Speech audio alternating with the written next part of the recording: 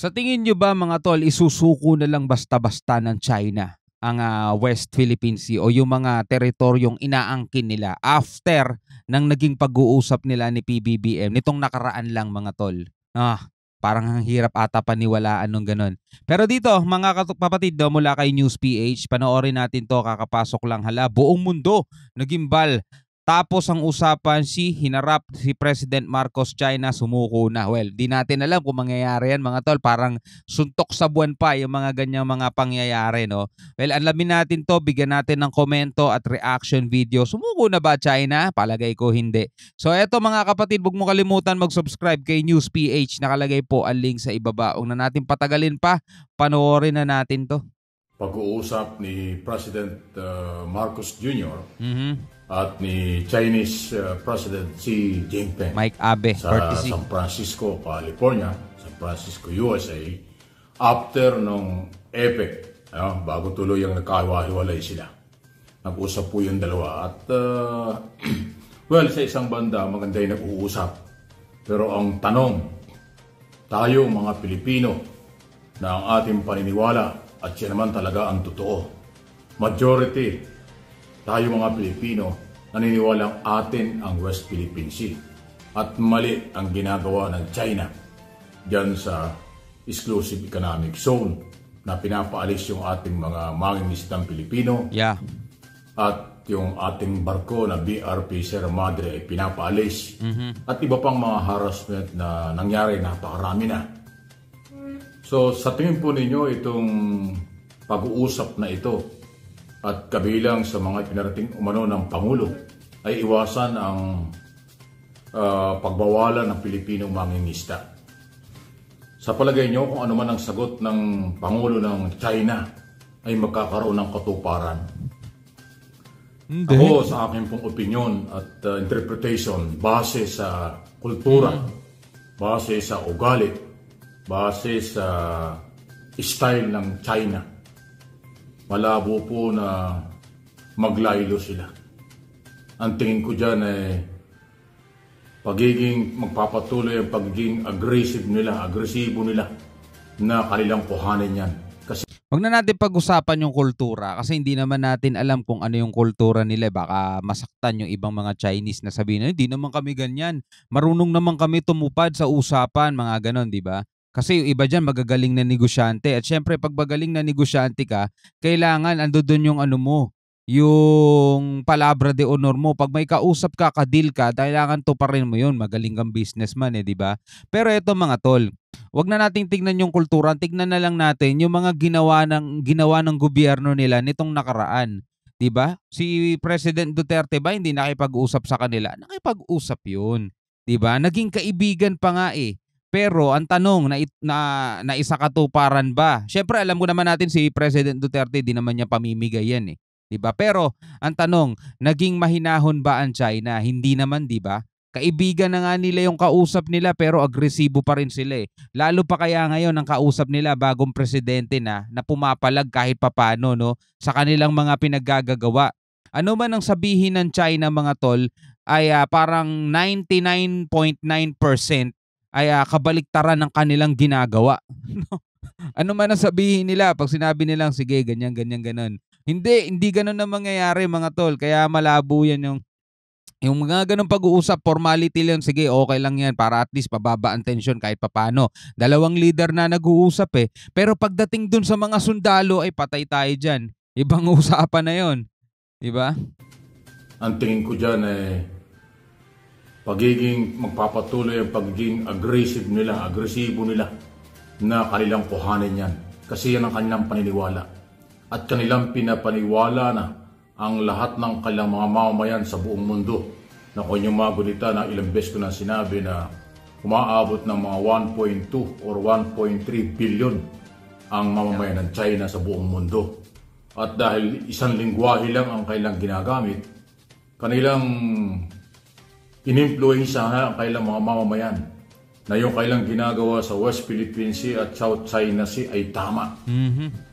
Hindi na ho nakadinig or na-establish sa mga Chinese community yung karapatan ng Pilipinas sa pag-claim nito sa ilalim ng international law at saka ho yung ating pagkapanalo sa korte. Higit sa lahat, yung style kasi ng China na pag ginusto nila at sa tingin nila kanila pinangangatawanan kahit na anong paraan. Yun po yung isa sa mga sabihin na nating nakakabahala dyan. Yeah. So sa tingin po ninyo ay ito ay may mangyayari. Ako, ang tingin ko rito sa kailang mga sinasabi ng kailang mga tagapagsalita na tayo yung trespassing, tayo yung illegal, mahirap pumabali sa kanila yan.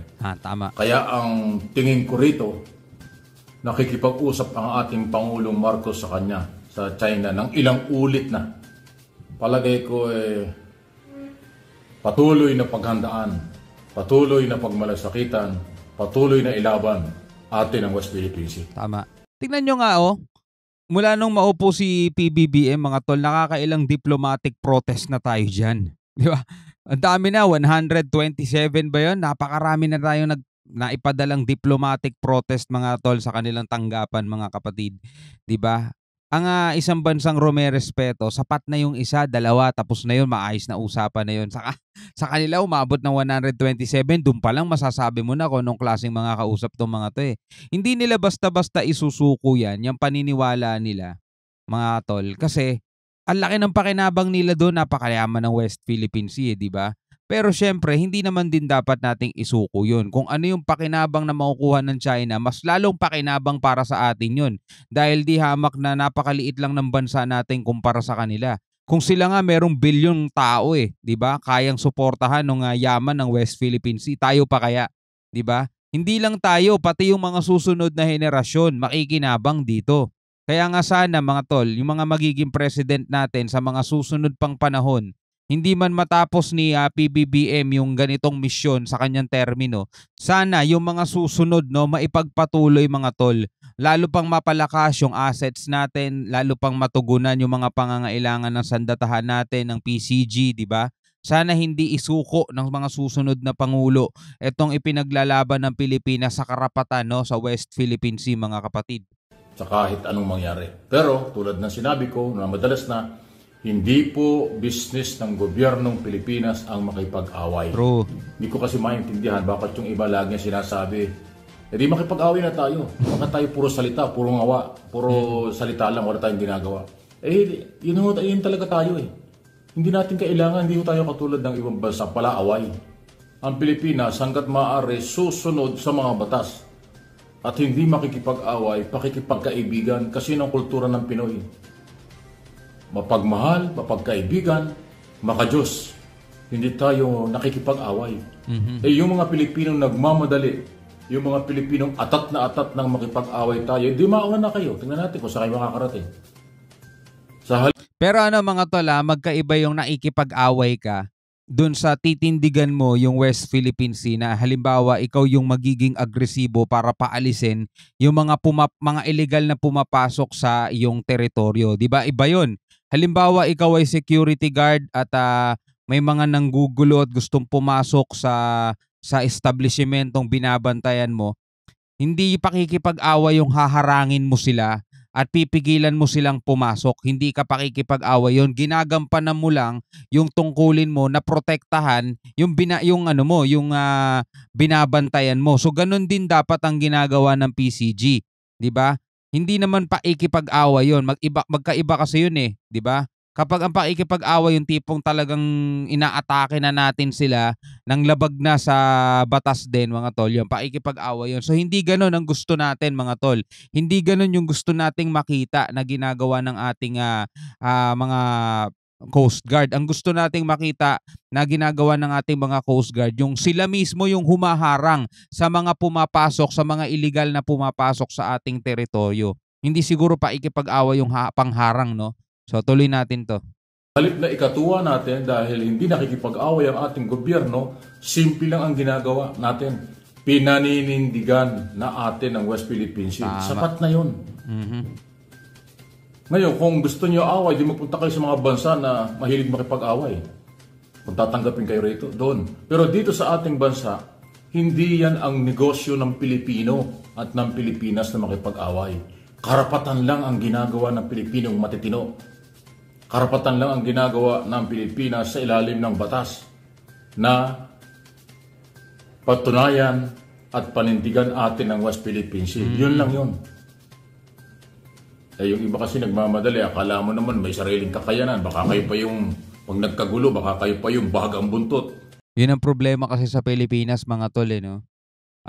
Wala tayong sapat na kakayanan. Kaya pikon na pikon man yung mga Coast Guard natin at Navy natin, hindi nila magawang kastiguhin itong China. Nagtitimpi lang talaga sila. Pero ang tanong kasi hanggang kailan di ba?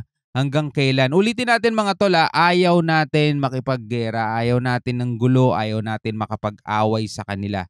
No? Kasi hindi naman pakikipag-away mga tol yung yung kikilos ka para protektahan mo yung soberanya mo. Hindi, karapatan natin yun. At hanggat wala tayong nilalabag na batas, 'di ba? At hindi tayo sumosobra sa ating dapat lang na gawin, hindi pa ikipag-away 'yon. Hindi natin sila dapat yung mga dangerous maneuvers na ginagawa ng Japan, hindi natin dapat ginagawa 'yon kasi nga may lalabagin tayong batas doon, yung mga anti-collision law, yung mga ganon, 'di ba? Hindi natin dapat ginagawa 'yon. Pero yung gawain natin na magre-radio challenge tayo sa kanila para umalis sila, 'di ba? Ganon, dapat nating ginagawa 'yon. Kung kinakailangan nating arestuhin yung mga mahuhuli nating illegal na mga nangingisda sa ating bakuran, 'yon, pwede natin sigurong gawin 'yon mga tol, at hindi pa ikipag-away. Basta laging naaayon sa batas, no? Pero may mga nagko-comment kasi, 'di ba? Gusto nila gera na para magkaalaman na. Mahirap yung ganyan, mga kapatid. 'Di ba? Hindi nyo ata alam yung mga pinagsasasabi nyo diyan. Baka kayo pa yung mawala. Di ba? So, hindi po. Pakita ko lang po sa inyo yung meeting ito. Yan yung meeting ng Pangulo. Yan sa RTBM. Ayan para makita nyo. President Marcos and President Xi. Yan po seryoso yung usapang yan. Seryoso din Nakita ko lang po sa inyo. At bahagi yan ng meeting na kanilang kung ano-ano na pag-usapan nila. Sa isang banda, yun ang maganda, nag-uusap. Pero huwag tayong palalamang. Hindi ibig sabihin nakipag-usap ang China dyan, papayag sila. Hindi rin naman ibig sabihin nakipag-usap ang Pangulo, papayag tayo sa gusto ng China. Hindi. Yeah. Ipinarating lang ng Pangulo, itigil nyo ang pagbabawal sa mga ngisdang Pilipino dahil may karapatan ng Pilipino mangisda dyan. Yun ang magandang na-establish dyan.